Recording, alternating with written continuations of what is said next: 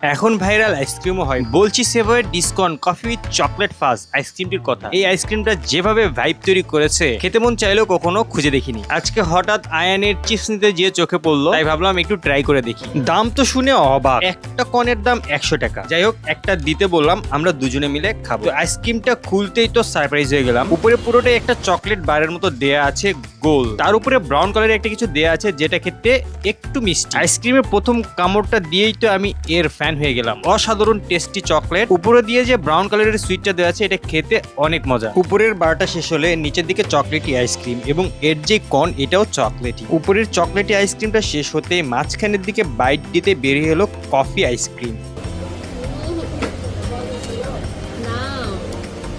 একটা আইসক্রিম নিয়ে আমাদের দুইজনের প্রায় কারাকারি অবস্থা। শেষের দিকে আসলে একদমই শক্ত চকলেট আর তার মাঝখানে কফি চকলেট। শেষে বলবো যারা কফি ও চকলেট পছন্দ করে তাদের কাছে এই আইসক্রিমটা অসাধারণ লাগবে, আর যারা কফি চকলেট পছন্দ করে না তাদের কাছে এটা একদমই ভালো লাগবে না।